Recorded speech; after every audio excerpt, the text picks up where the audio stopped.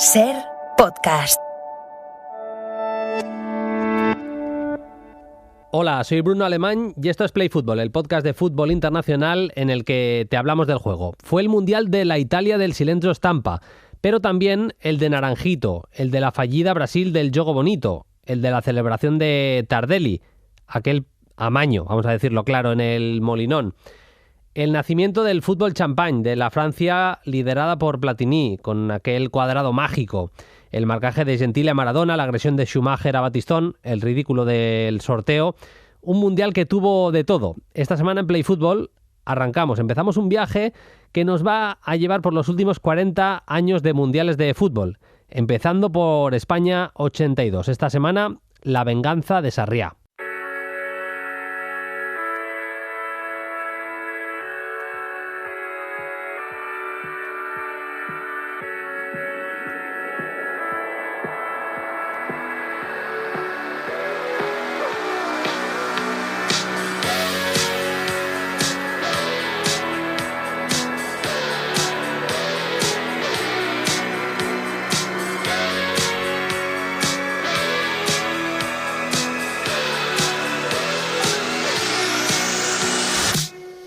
Este viaje por la historia de los mundiales en los últimos 40 años no podríamos empezarlo de otra manera que hablando con Alfredo Relaño, que ya nos escucha. Hola Alfredo, ¿qué tal? Muy buenas. Hola, muy buenas. Tú cubriste aquel mundial, has escrito libros sobre la historia de los mundiales, con historias rocambolescas de 1001 mundiales.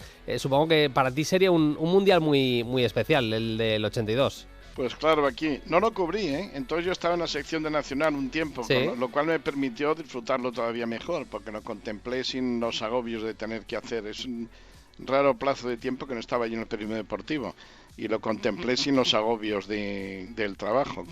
Asistí a muchos partidos y bueno, lo disfruté a tope. A veces pasa eso, Alfredo, que acabas disfrutando más las cosas, sí. aunque no trabajes propiamente de periodista deportivo, si lo puedes simplemente disfrutar. A mí me pasó con el Mundial 2010, que no lo cubrí y lo disfruté a tope y pasa un poco a veces, ¿eh? Así fue porque lo otro, si no es trabajo, estás viendo un partido pendiente de que vas a tener que mandar la transmisión, luego estás que si llega la foto no llega la foto. Esto no lo disfrutas con la serenidad que el aficionado, que además una vez que te traen el mundial a tu país, pues da mucho más para eso. Luego con todo el tiempo para ver todos los partidos en la tele, magnífico. ¿Cómo recuerdas aquellos días? ¿Cómo era la España de aquel verano del 82, con las mejores estrellas jugando en España aquellos días? Bueno, hombre, había la pasión por el fútbol que siempre ha habido en España, pues imagínate, hubo una conmoción, se ampliaron todos los campos. Además, aquel mundial España admitió que se ampliara el número de equipos, entraron muchísimas ciudades y muchos estadios, había muchos grupos, y fue una cosa que ocupó prácticamente a toda España. Se quedaron fuera las islas, desgraciadamente. Dejó cierta ruina para el fútbol español, porque se ampliaron los estadios y en el entendido de que luego lo pagaría el Estado, ayudaría al Estado a pagar esas ampliaciones para tal, pero no ocurrió. Y bueno, pues se disfrutó mucho con Brasil, menos con España. Sabes que España fue mal y fue un tema de conversación permanente en un país completamente enamorado del fútbol. Además, entonces el fútbol estaba... nuestro fútbol tenía una especial fuerza con la Real y con el Sporting de Gijón, con lo cual no era a esa dicotomía siempre de Madrid y Barça y si acaso Atleti. También Atleti Bilbao estaba bien en esos años. Estaba muy fuerte la afición en España, muy extendida, ¿no? Nos aguantas unos minutos, vamos a hablar un poquito de ese partidazo que fue el Brasil-Italia y enseguida volvemos contigo, ¿te parece, Alfredo? ¿Cómo no? Muchas gracias. Enseguida repasamos más cositas que pasaron en el Mundial con Alfredo Relaño, pero ya os habíamos anunciado que vamos a hablar de cada uno de los mundiales con nuestro hombre del fútbol histórico en Play Fútbol, que no es otro que Javi Roldán, que ya me escucha. Hola Javi, ¿qué tal? Muy buenas. Hola, ¿qué hay, Bruno? Muy buenas, un placer, como cada temporada. Con muchas ganas, supongo, de empezar esta nueva saga de episodios que nos va a llevar a hablar de la historia de los mundiales, que al final es algo que sé que te apasiona, ¿verdad? Sí, sin duda. De hecho, el fútbol de selecciones yo creo que me apasiona incluso más que el fútbol de clubes, ¿no? Así que encantadísimo, ¿no? de hacer esta sección esta temporada. Javi Roldán, para el que no le siga, mal hecho, en Twitter es Javi Hipo, @JaviHipo, nuestro invitado, porque siempre vamos a tener un invitado, alguien con quien departir un poquito más sobre cada uno de los mundiales de esta semana. Para hablar de España 82 hemos invitado al gran Sergio Vilariño, @svilarino en Twitter. Hola Sergio, ¿qué tal? Muy buenas. Hola Bruno, ¿qué tal? Gracias por la invitación. Nada, gracias a ti por aceptarla y bueno, vamos al lío. Yo titulaba el episodio La venganza de Sarriá. Un poco, Sergio, tú conoces perfectamente, de hecho has escrito un libro sobre el Mundial del 70, el libro que aprovechamos para recomendar otra vez más. En aquella final de aquella Brasil de Pelé, aquel Brasil impresionante pasa por encima de Italia y seguramente la primera gran venganza de Italia contra Brasil, y una de las menos esperadas seguramente es aquella de una tarde calurosa de verano en Sarriá en 1982. Sí, no creo que hubiese mucha gente que esperase que Italia se clasificase. Es cierto que además Brasil jugaba con la ventaja de tener la opción de empatar y aún así clasificarse para semifinales, y sin embargo Italia, yo creo que le vino bien el hecho de tener que ganar a toda costa. No les permitió ser, pues a lo mejor, tan conservadores como a ellos les gustaría o como ellos estaban acostumbrados. Pero yo creo que este partido de Sarriá tiene mucho que ver con ese partido del año 70. Es decir, es un Brasil impresionante, un Brasil que en teoría obviamente es muy, muy superior, un Brasil que juega muy bien, ¿no?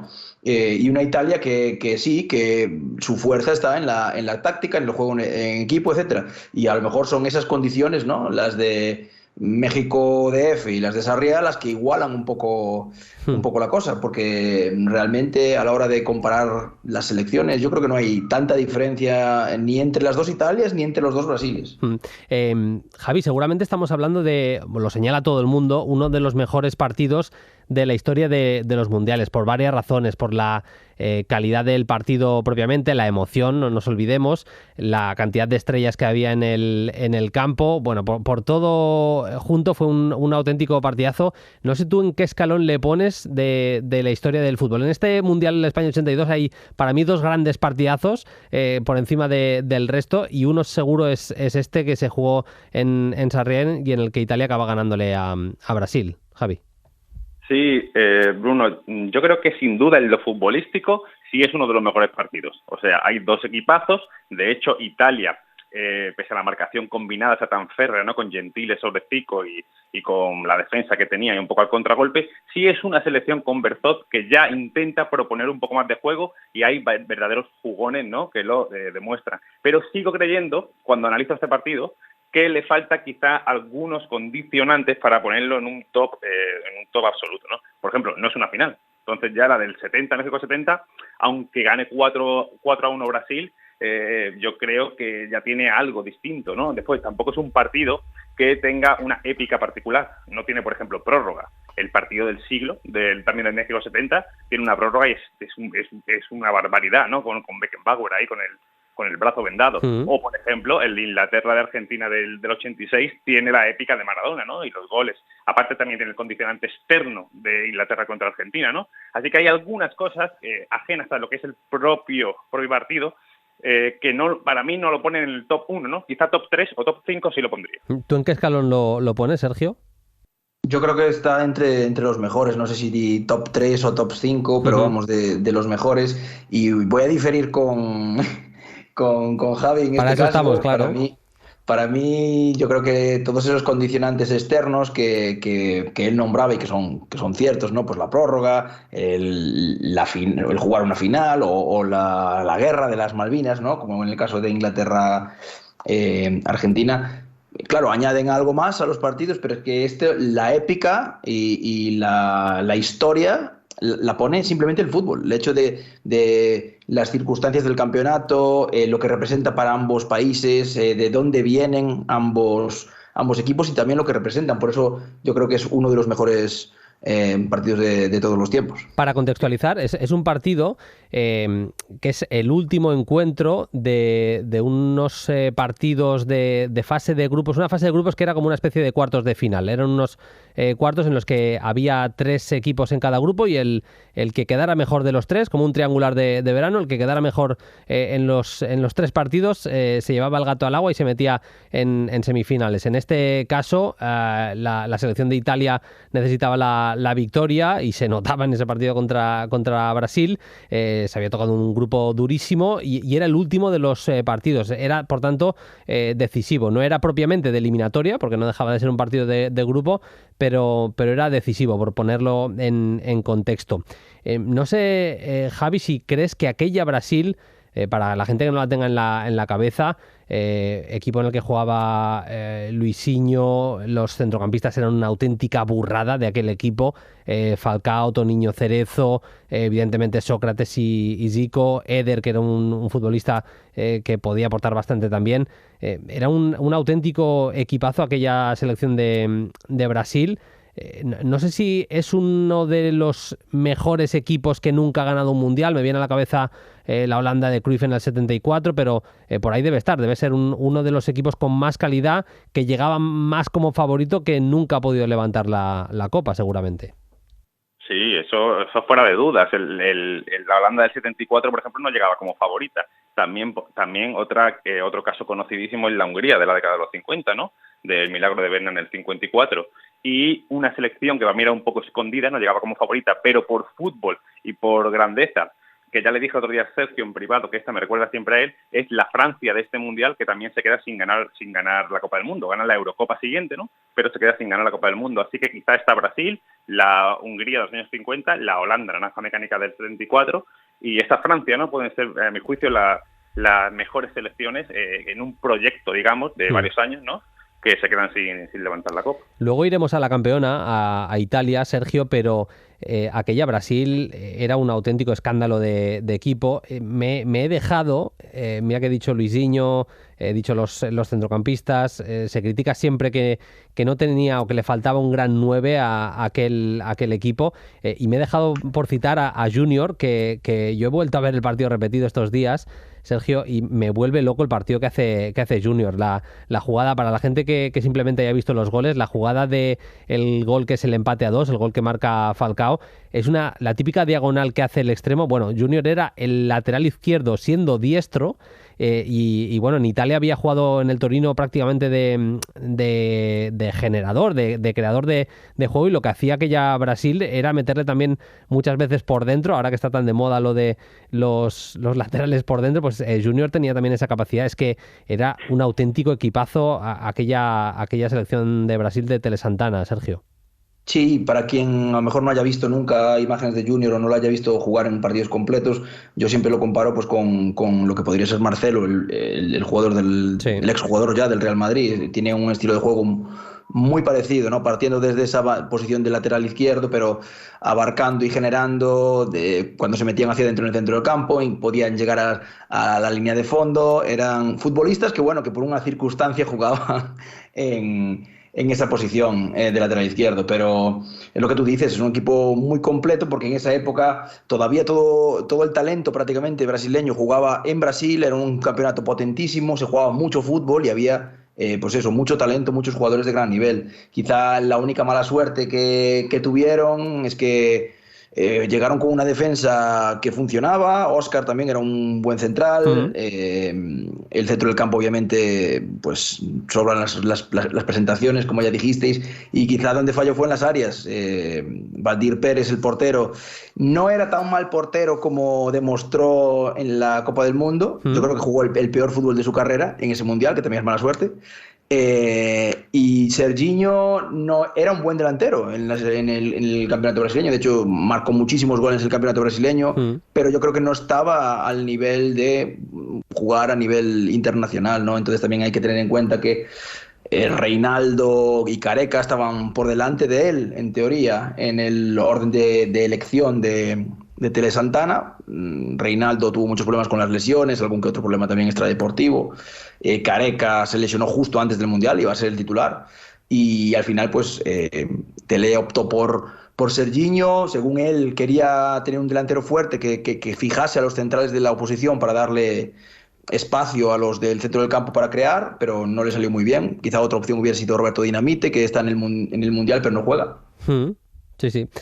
Ahí en el partido hay una clarísima que falla el delantero brasileño, en el que se ve a Zico pegándole la bronca porque Zico llegaba también ahí a la zona de remate, y hay una acción en la que está a punto de marcar de Espuela. Intenta un remate de Espuela ya en la segunda parte dentro del área, está a punto de marcar, también muy cerca de anotar. Para que la gente entienda también un poco más el funcionamiento de aquella Brasil, Javi, era un centro del campo, lo hemos dicho, con Junior al final generando bastante, a pesar de jugar como lateral, se unía bastante y caía por dentro, o desde la propia posición de lateral generaba fútbol.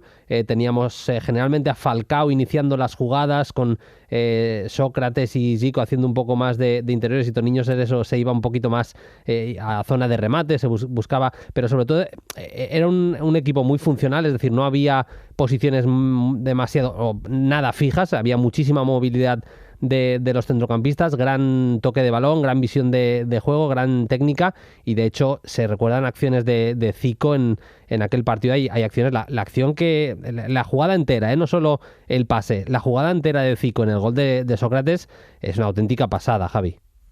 Sí, yo diría que el balón salía por cualquier sitio del campo y llegaba arriba por cualquier sitio del campo. O sea, el gol de Falcao es una llegada de Junior, de Falcao, segunda línea, todo el mundo arrastrando. Si tú ves cuando coge el balón Zico, en cada acción, hay 2 o 3 que están tirando del margen de ruptura desde su espalda y alguno que le va al apoyo. O sea, era una barbaridad. Como tú dices, funcional, ¿no? Ese es un término que el gran tuitero Boxy lo acuñó, ¿no? Para esta movilidad, acercarse al balón, muy propia de los brasileños, para ir construyendo con esa rotación, da igual quién sacase la jugada, después los laterales haciendo la diagonal, ¿no? Como si fueran atacantes más, y también defensa en zona, que eso, por ejemplo, Italia tenía una defensa combinada, por eso está Gentile, famoso marcaje de Gentile a Zico o a Maradona. Pues el Brasil tradicionalmente defendía en zona, ¿no? Que eso es un mayor control de espacios, por lo que también, digamos que en esa época, quizá a mi juicio, la zona es un poquito más evolucionada que la marcación individual por el tema de los espacios. Así que un equipo arrollador y sobre todo de modelo combinativo. Es cierto que no tenía, por ejemplo, Italia, podía tener más contragolpe o un centro área en el que Rossi te lo rematase. En Brasil tiraba mucho más siempre de combinación, de construcción de juego a través de la pelota y de pases, ¿no? Hay muchísimas combinaciones excelentes en aquel Mundial. Vamos a cerrar el programa hoy escuchando a Marcos López, nuestro compañero del periódico, comentarista también de la cadena SER, contándonos por qué se enamoró de aquella selección de Brasil. Él era un chaval en aquel momento y vivía absolutamente enamorado de aquel equipo de Tele Santana, que, por cerrar el capítulo de Brasil, Sergio, había hecho una gira por Europa, no me quiero equivocar, yo creo que era un año antes del Mundial, más o menos. En el 81. Sí, en el 81. Juega contra Inglaterra, contra Alemania y contra Francia. Y le gana a Alemania en Stuttgart, le gana a Inglaterra, creo que es en Londres, y le gana a Francia también en campo rival, ahora no sé en qué estadio era, pero los 3 partidos fuera de casa, y los gana los 3 con lo que era ganar para una selección americana en Europa en aquellos años. Sí, los gana con solvencia y sobre todo son 3 partidos que, bueno, que los tenemos por suerte ahí en Futbalia, ¿no? Quien quiera verlos puede hacerlo. Son 3 partidos en los que se ven 4 estilos totalmente diferentes, porque en esta época todavía los estilos nacionales pues existían, ¿no? No estaba el fútbol tan globalizado, y se ve al fútbol brasileño, en lo que nosotros suponemos que es el fútbol brasileño, ¿no? Un fútbol técnico, atacante, enfrentarse y dominar al fútbol británico, típico de fuerza, de 4-4-2, de balones largos, al germen del fútbol champán francés y al fútbol alemán, ¿no? En aquel momento, que era un fútbol pues de mucha movilidad, transiciones rápidas, fuerza física, y Brasil es superior en los tres encuentros. Quizá sufre un poco la primera parte contra Alemania, de hecho Valdir Pérez para 2 penaltis a Paul Breitner, pero que demuestra que llega al Mundial como la gran favorita, a pesar de que increíblemente no había ganado ni siquiera la Copa América ni el Mundialito que se había celebrado en el año 80, pero que llegaba como una selección con una calidad y una jerarquía capaz de superar a otras en el mano a mano, que esa era su gran fuerza, ¿no? Sí, sí. Vamos ya con la campeona, con la selección de Italia. Italia se proclama campeona contra pronóstico en aquel 82. Una Italia, Javi, que venía de lío en lío prácticamente. Se destapó el escándalo del Totonero, aquellas apuestas ilegales a principios de los 80 y llegaba con una cantidad de polémica encima aquella selección brutal. De hecho, el Bambino Rossi, bueno, es que no había jugado a fútbol por sanción creo que son los 2 años anteriores al Mundial. Prácticamente se estrena, vuelve o regresa al fútbol precisamente en el Mundial y de qué manera lo hizo, ¿eh? Sí, el Totonero de los años de inicio de los 80, o sea, del año 80 precisamente, donde también, por cierto, Bruno, está la Eurocopa de Italia. Italia no hace un mal papel, se enfrenta a España, pero es una Eurocopa con poco público, una Eurocopa sin mucho lustre, ¿no? Y luego el caso Totonero, que hace que descienda el Milan, el Lazio, y Rossi es sancionado 3 años, se reduce a 2 y vuelve, como tú bien dices, ya fichado por la Juve para jugar 3-4 partidos de la temporada. Pero ¿qué sucede? Que Enzo Berzot tenía a Bettega, el gran delantero, lesionado, y aparte conocía a Rossi porque lo había tenido en el Mundial 78 con buen resultado. Había marcado 3 goles Rossi en el Mundial 78, entonces confía en él porque es una evidencia, ¿no? Que Paolo Rossi era un delantero de excepción. O sea, apenas que estuviera en forma, tirarle 3 balones o desaprovechar ahí algún balón que el rival desaprovechase un balón en la frontal del área, era prácticamente un gol, ¿no? Entonces confío en él y como una suerte de Roberto Baggio posteriormente, empezó un poco flojo el campeonato, pero luego ya en este partido contra Brasil hace hat-trick y finalmente queda mejor jugador del torneo, como todo el mundo sabe, ¿no? Máximo goleador y a la postre Balón de Oro. Así que no llegó en su mejor momento el ataque de Italia, pero es lo que tienen los grandísimos futbolistas, ¿no, Bruno? Que muchas veces no le hace falta más que la mentalidad, el estado de ánimo, ¿no? Que es lo que le hizo crecerse en ese gol, con ese primer gol. La gestión de Enzo Berzot de aquel Mundial, Sergio, es algo que me interesa también muchísimo.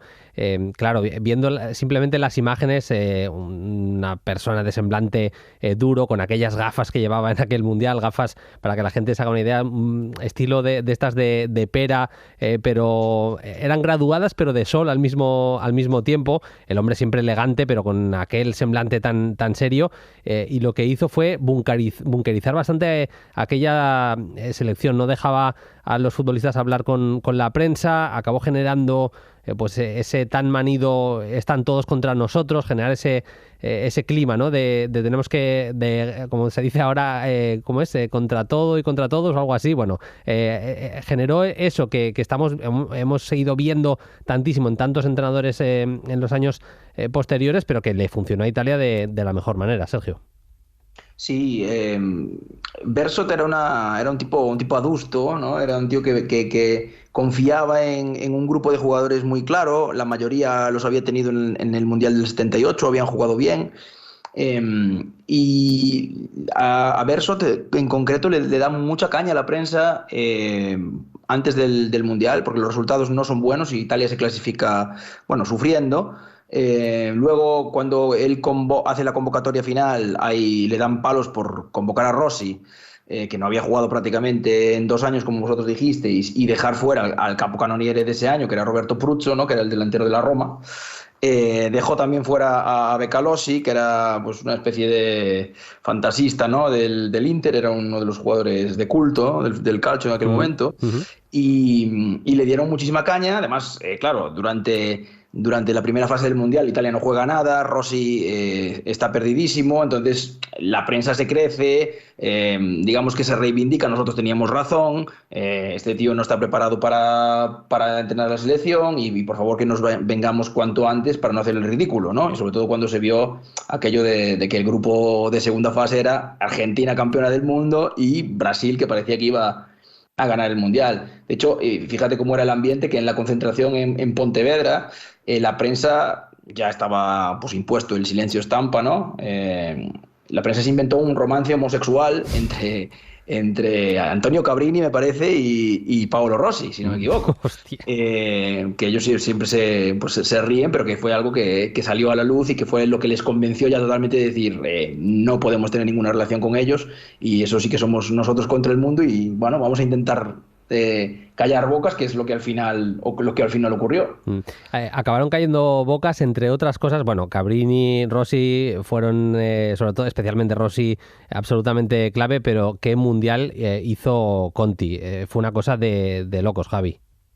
Sí, bueno, Conti es uno de mis futbolistas predilectos, ¿no? Como me recuerda porque es zurdo y porque tenía técnica a Mario Corso, ¿no? Del grandísimo Inter, aunque no tenía mucho que ver porque él partía, ahora que también hemos dicho lo del lateral a pierna cambiada, Conti era un mediocampista de banda derecha, pierna cambiada, que le gustaba mucho conducir y mucho hacer amagues técnicos y asociarse con ya en 3/4 de campo zona de aceleración de jugada, ¿no? Para mí era un jugador excelente, que fue buena parte del equipo, con Antonioni un poco a su lado así para combinar, y Cabrini, que también lo has indicado, el lateral izquierdo, también otro punto fuerte de aquella Italia, ¿no? Porque tenía prácticamente un once de excepción, ¿eh?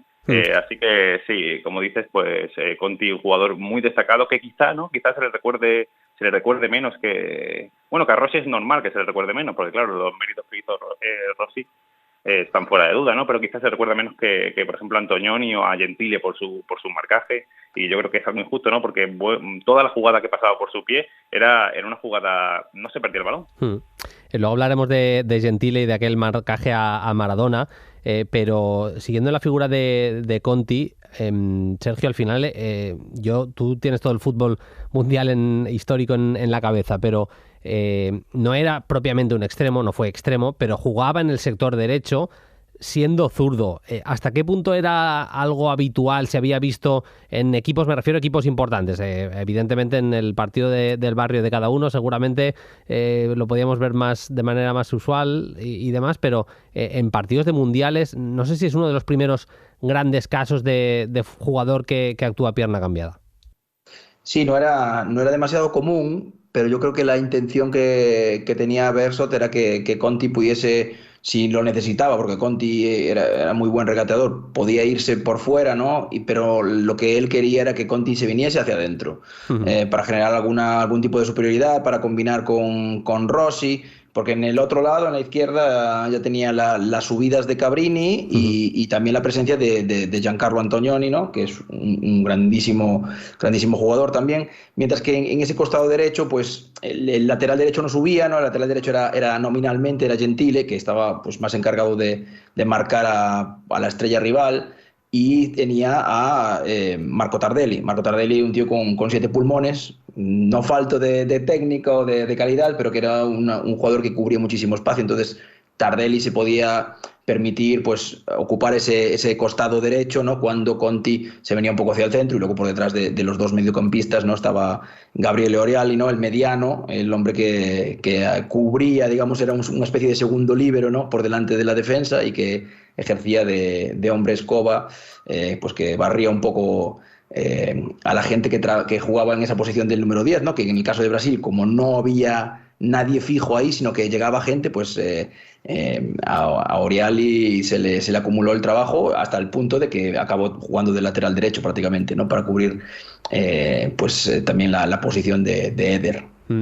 Jugó un partidazo Scirea contra Brasil.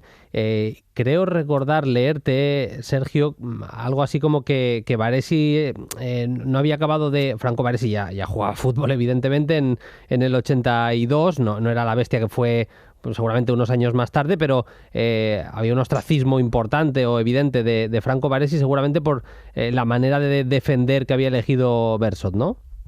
Sí, hombre, lo primero es, sí, Baresi ya era internacional, ya había estado en la Eurocopa del 80, si no me equivoco, ya había ganado el título con el Milan, pero Bersot yo creo que nunca acabó de apostar por él, por la categoría que tenía Scirea, ¿no? Que era un jugador más veterano, era un jugador que estaba acostumbrado a jugar en esa defensa mixta, ¿no? De zona mixta, que le llamaban ellos, que son marcajes al hombre y luego un libero por detrás, ¿no? Haciendo coberturas, mientras que Baresi ya venía jugando un módulo en zona en el Milan, entonces no estaba tan acostumbrado para hacer esa transición a cómo quería Bersot que jugase su Italia. Entonces ahí llevaba las de perder, obviamente. Era difícil dejarle fuera de la convocatoria, y yo creo que si hubiese jugado lo hubiera hecho bien, pero sí en ese mundial es impresionante cómo juega, porque su rol de líbero, yo creo que es uno de los más difíciles para interpretar, especialmente en este partido, donde no hay unas referencias claras y él tiene que salir a apagar fuegos en todos lados. Hay veces que incluso la situación le supera. El gol de Sócrates, por ejemplo, él llega tarde a hacer esa cobertura porque nadie espera el pase de Zico. Y en el gol de Falcao hay una carrera, si no me equivoco, de Toniño Cerezo que arrastra a un par de marcadores y él tampoco es capaz de llegar a tapar el disparo de Falcao, pero son situaciones excepcionales. El resto de partido y de torneo en general de Scirea es como para ser el mejor jugador del Mundial fácilmente. Luego hablaremos de la selección con la que se vio las caras en la final Italia, la selección de Alemania. Entraremos al detalle de Alemania, pero por cerrar el capítulo de la campeona de Italia, Javi, qué final se marcan los italianos. Es que es impresionante. Es verdad que se van al descanso empate a 0, pero marca Rossi al inicio de la segunda parte, marca Tardelli con aquella celebración mitiquísima en la que se vuelve prácticamente loco. Altobelli llega a hacer el 3-0. Es verdad que acaba metiendo un poco de nervios Breitner, marcando justo después del gol de Altobelli, pero ya se queda el partido 3-1, final en el Santiago Bernabéu, que vino a poner colofón a un mundial muy serio de Italia, vaya.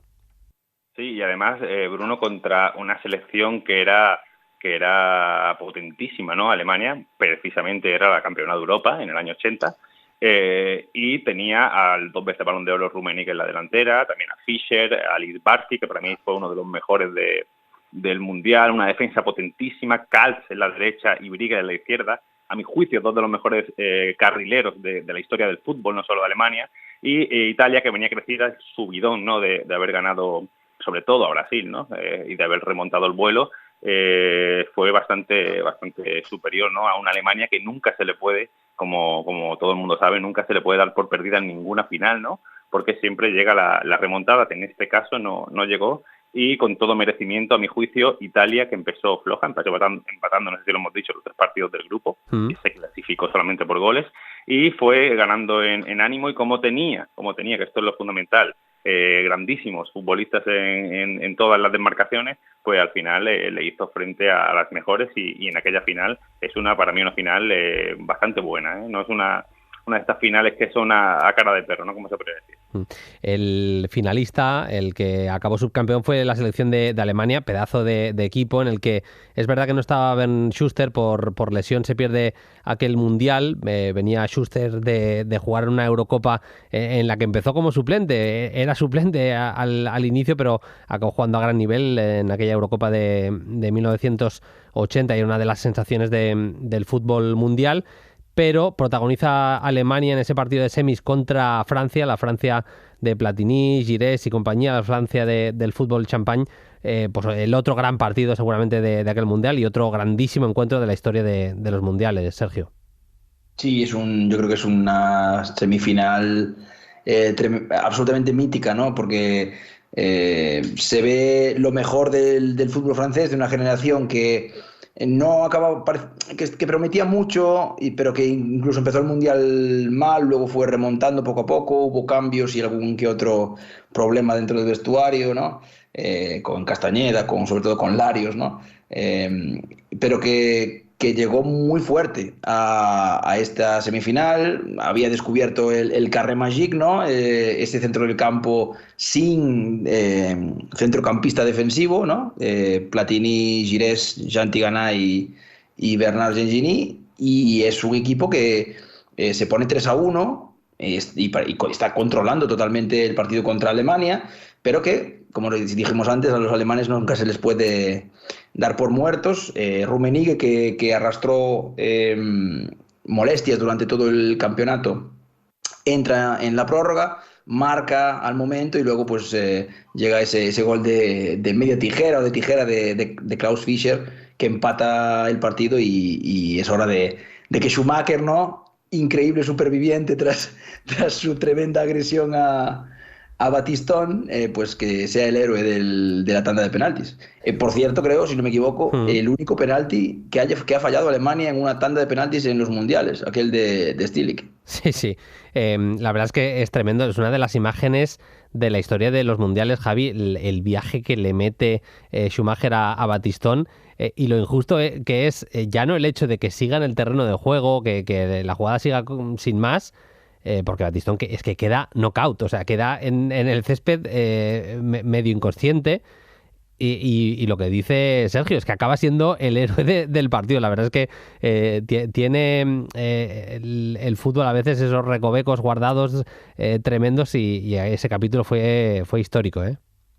Sí, y queda para la historia, aparte del gran golpe, ¿no?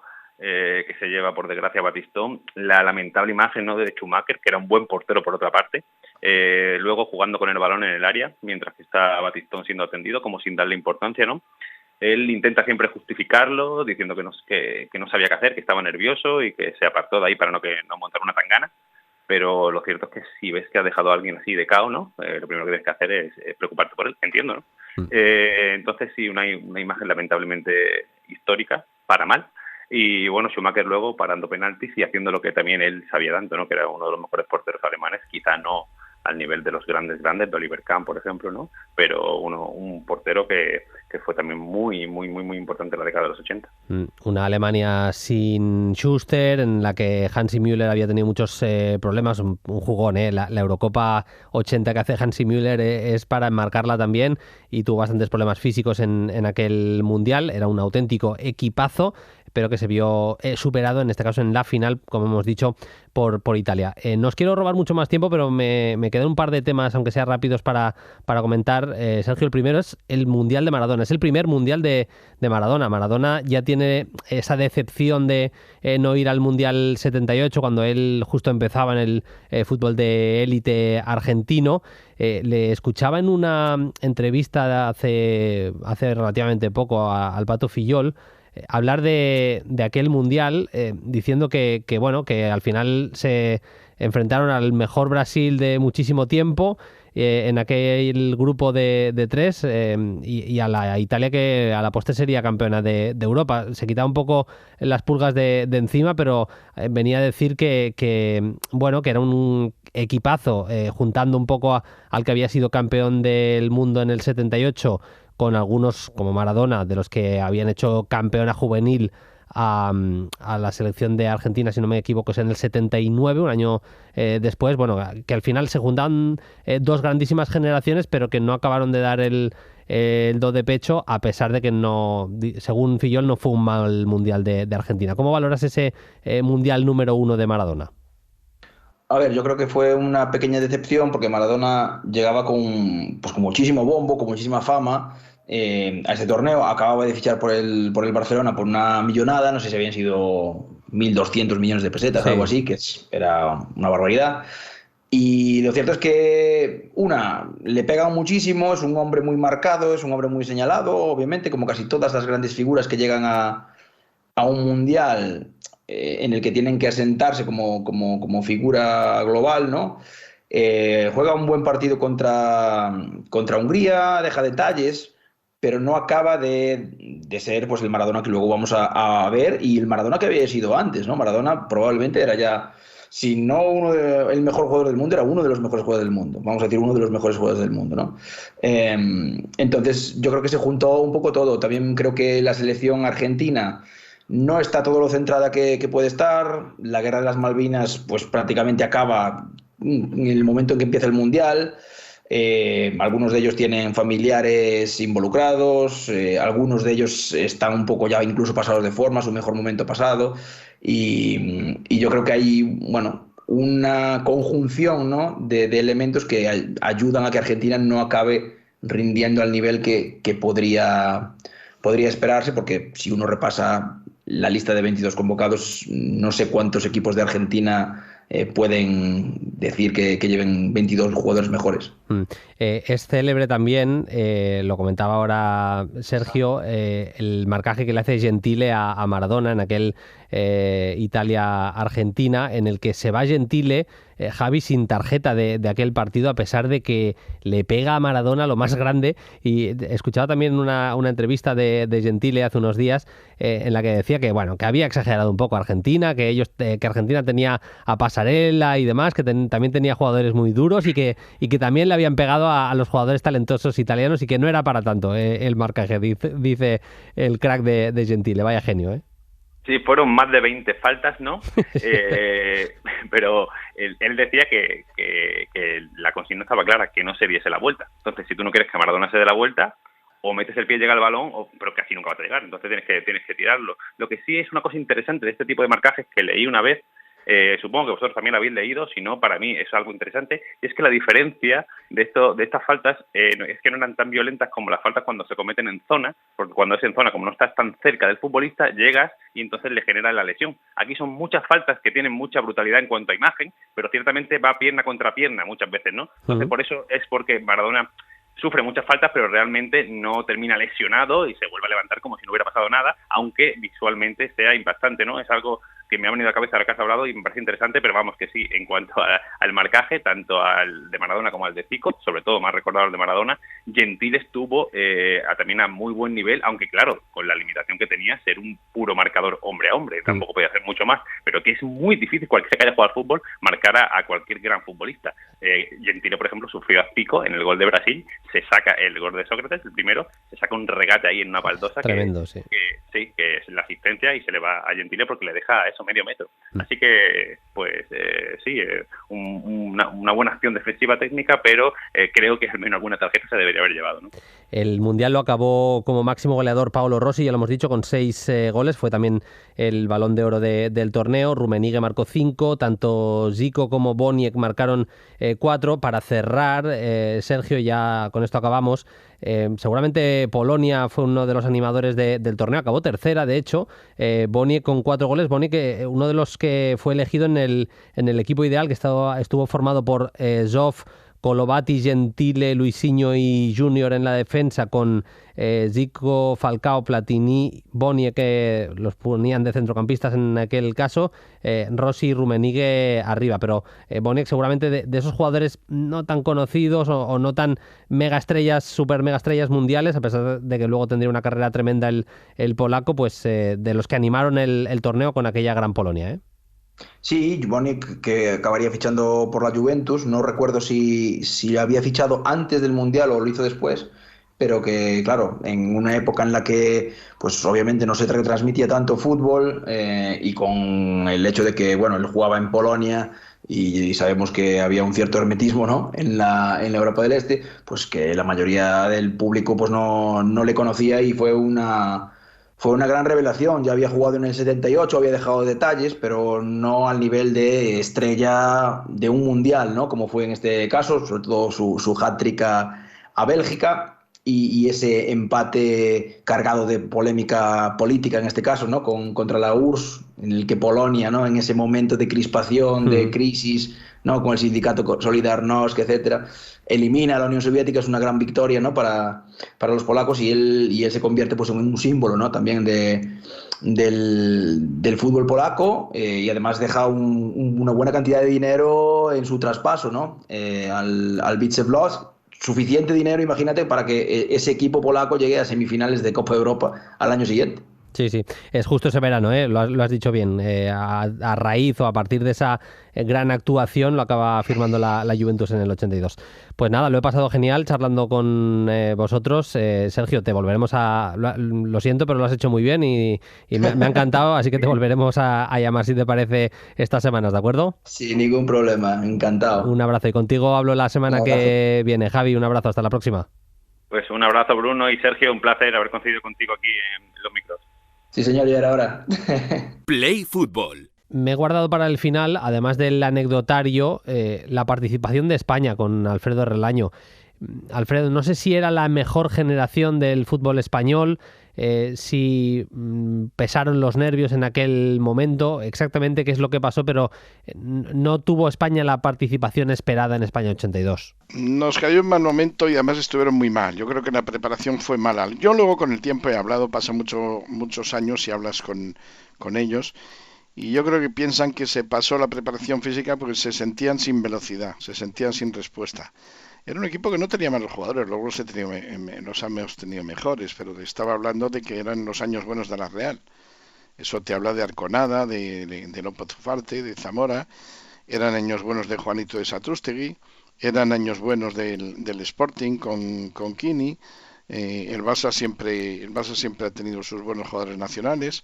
Había una selección para hacer más de lo que se hizo. Yo creo que les pasó eso y luego fue la concentración en los Pirineos fue muy pesarosa. Cuando tenían días libres estaban rodeados de policías armados porque había cierto miedo a la ETA. Eran años en que la ETA era muy activa, aunque yo creo que la ETA posiblemente pensó que era muy impopular hacer o bien no pudo o bien pensó que era impopular estropear la fiesta del Mundial.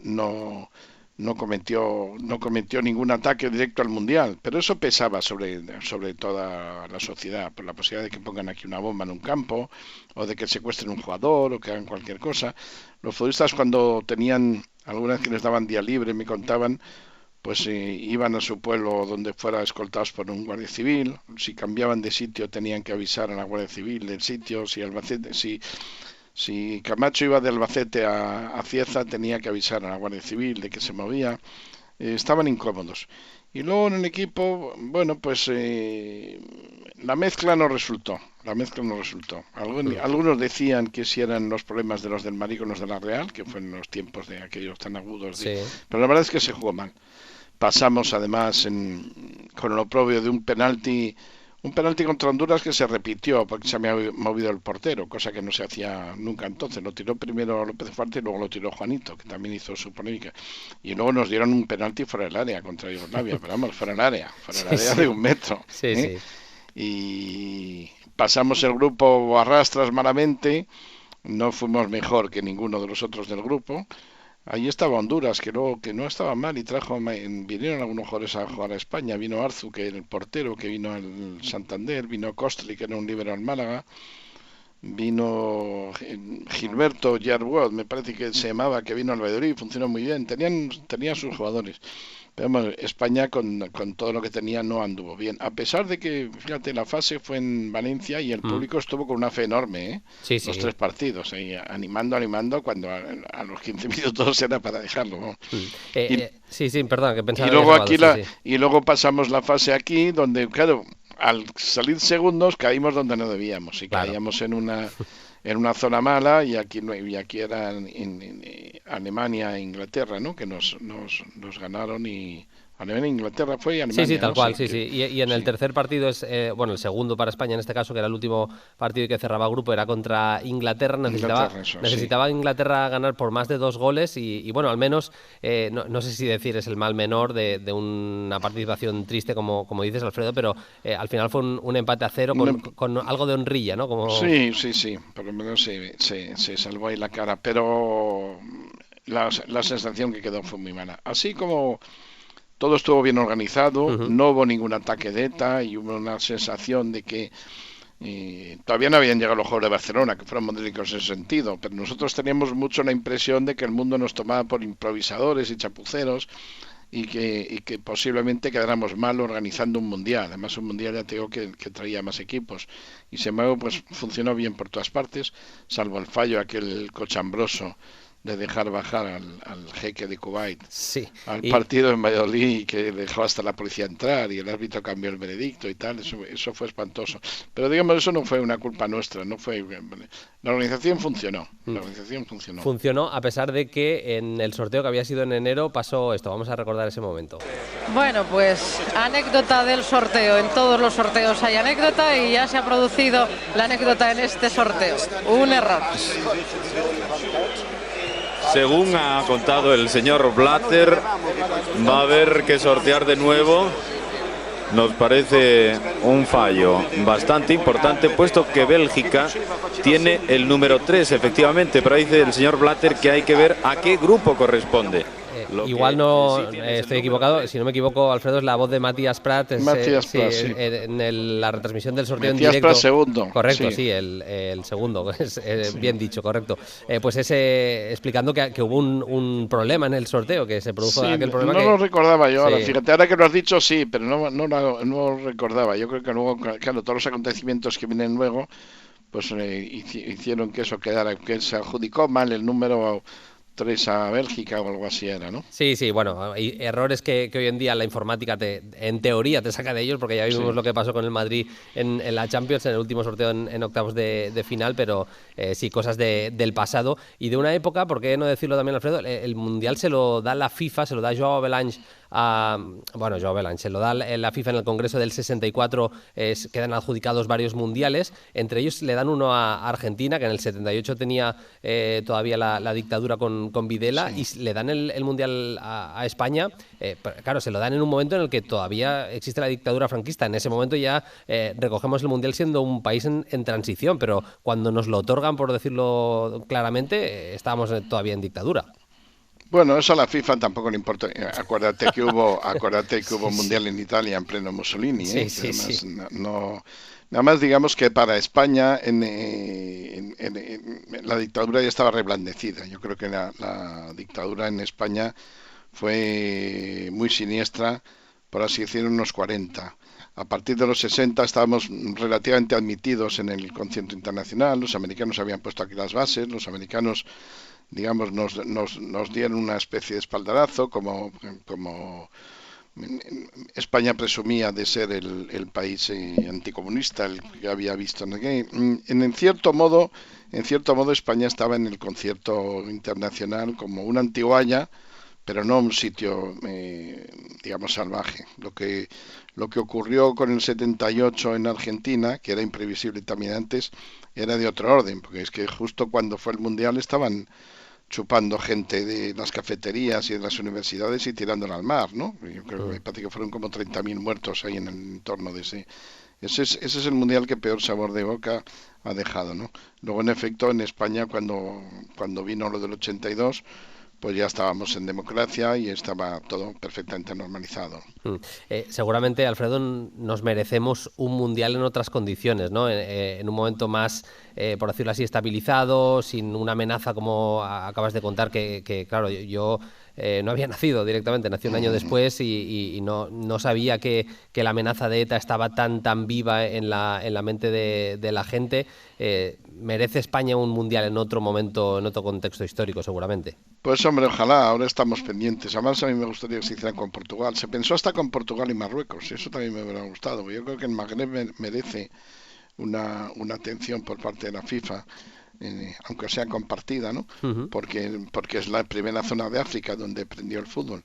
Y bueno, pues a mí, sí, hombre, a mí me gustaría y creo que tengo entendido que puede ser, aunque se habla del 30, que es el aniversario justo el de Uruguay. Del de Uruguay, ¿no? Y eso sería un problema, pero sí me gustaría. De todas maneras, que el Mundial salió bien, salvo que la selección española no funcionó en el nivel que tenía. Y ya te digo que pasamos de fase con cierto oprobio, que es lo peor.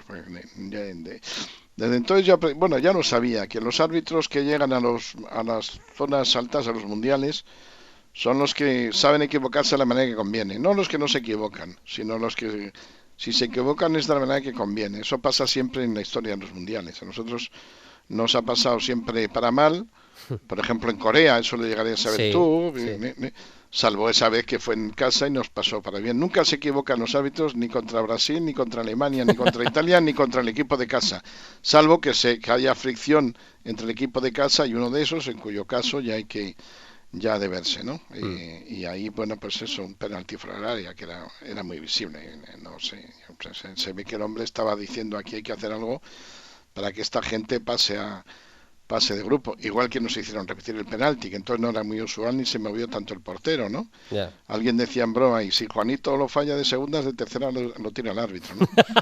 Pero jugaron demasiado mal para los jugadores que eran jugadores de gran nivel, de buen nivel. Vamos. Fue un mundial con muchas historietas. Ya hemos contado el Emir bajando al césped del estadio en Valladolid, ese posible amaño en ese partido en el Molinón. Bueno, ya lo hemos contado. Bueno, amaño, claro. Amaño, claro, ¿no? Se puede decir así, Alfredo. Fue sí, claro. Sí, además luego con el tiempo algunos lo han confesado, algunos lo han contado, ¿no? Me parece que fue Schachner, el austríaco, que lo contó, ¿no? Él, además, contra lo que la gente cree, no era empatar a 0, era que ganara Alemania 1-0. Y cuando metió el gol, me parece que fue Rubens. Esto me lo dijo años después Maldini, que como anda siempre viendo partidos, me dijo, se pone una gorra blanca Schumacher, lo cual lo interpretó Maldini como que haya paz desde aquí, y efectivamente nadie más se movió. Bandera blanca, eso es. Sí. Nadie más se movió y el partido, además la gente acabó muy enfadada. Hombre, claro. En Gijón fueron luego al hotel de Alemania a protestar. La gente terminó indignada, porque claro, que yo fui un increscendo. Al principio entre el público pues había mucha gente de esta que va a las grandes ocasiones y que no se sabe la miga. No sabía, pero claro, también hay un porcentaje de enterados que sabe, estos les conviene que gane Alemania por un gol, pues entonces pasan los dos, y eso ya, claro, fue calando en el estadio, claro. Y acabó una repulsa enorme, ¿no? Y además, oye, a costa de un pobre, digamos, de un pobre que era Argelia en ese momento, que inspiró la mayor simpatía, y juega Maider, que juega muy bien, y habían caído bien los argelinos en su presencia allí, ¿no? Y fue fatal, sí. Fue fatal. Aunque lo sepa uno en cada sector de la grada, al final se va distribuyendo por todo el campo. Eran otros momentos, ya para ir cerrando, Alfredo, eran otros tiempos. Ahora podemos ver la Premier, podemos ver la Liga de Estados Unidos si queremos, podemos ver el fútbol prácticamente de cada rincón del mundo. En aquel tiempo todavía los mundiales era momento de descubrir futbolistas, más allá de las grandes estrellas, que fue un mundial que Zico era una pasada en aquel momento, pero aquella Brasil era la leche, como hemos dicho, Maradona y demás. ¿Con qué jugador recuerdas haber descubierto o haber alucinado un poquito con él en aquel mundial, Alfredo? Sí, pues mira, Mágico González, precisamente en El Salvador, que les metió 10 a Alemania. Y Hungría fue, ¿no? Hungría, digo Alemania, Hungría, sí. Que les metió 10, y a mí me gustó mucho ese jugador, y me quedé con él y cuando se empezó a hablar de que venía aquí, y venía al Cádiz, se lo dije a Augusto del Cádiz, que es muy amigo mío, ha sido jefe en esa casa y en el país y tal. Le dije, pues ese que habéis, porque él me dijo, un salvadoreño, ese que habéis fichado es muy bueno. Y realmente ese fue el que me llamó la atención. Y efectivamente en todos los mundiales descubríamos muchos jugadores, no solo de países raros, a lo mejor mismamente de Alemania, de Inglaterra, te sabías muy pocos, de partidos de Copa Europa que se televisaban, pero no había la información que corría tanto. Que corre ahora, que conoces a todos al dedillo, ¿no? Sí. Pues Alfredo, ha sido un placer de verdad charlar de fútbol, pasar este rato hablando del Mundial 82 contigo y nada, te agradecemos que hayas estado en Play Fútbol. Un abrazo y hasta la próxima. Muy bien, el placer ha sido mío, un abrazo.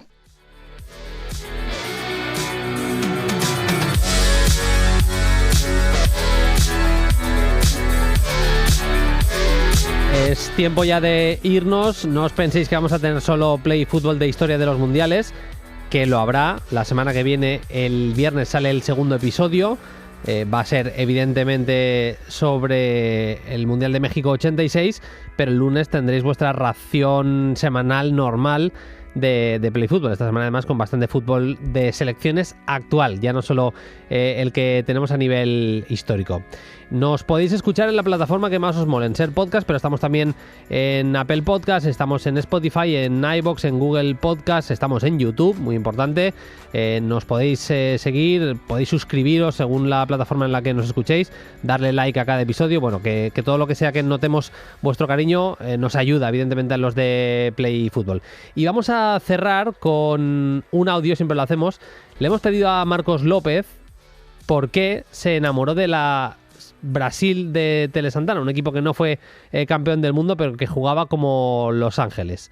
Cierra el programa Marcos López contándonos por qué se enamoró de aquella Brasil del juego bonito. Porque era imposible no enamorarse de una selección que trascendió, de un equipo revolucionario y romántico, transgresor y bello, adelantado a su tiempo, Entonces no lo supimos, pero años más tarde se descubrió que ese Brasil de Zico, Sócrates, Junior, Cerezo, Leandro era mucho más que una selección. En el banquillo andaba un alquimista, Tele Santana. No era el entrenador, era el maestro de una maravillosa generación de jugadores que llevaron a Brasil a la cima de la estética. Perdieron, sí, ya lo sabemos, que Brasil perdió con Italia. Peor para el fútbol, gritó entonces Sócrates, bandera ideológica de un equipo inolvidable, un equipo sin delanteros, una selección que elevó la ética del culto al balón hasta el fanatismo más absoluto. Sí, perdió en Sarriá, un estadio que ya ni tan siquiera existe, pero el recuerdo de su fútbol permanece como elemento cohesionador entre millones y millones de brasileños que se trasladan a través de la memoria.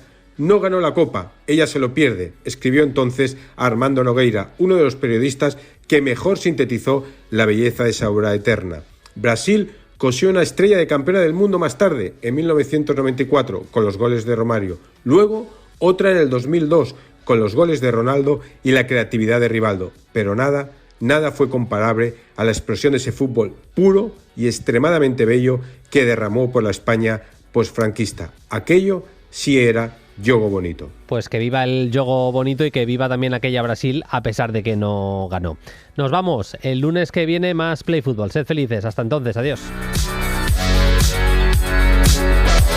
Suscríbete a Play Fútbol. Todos los episodios y contenidos adicionales en la app de Cadena Ser y en nuestros canales de Apple Podcast, Spotify, iVoox, Google Podcast y YouTube. Disponible los lunes a las 10 de la mañana. Cadena Ser. La radio.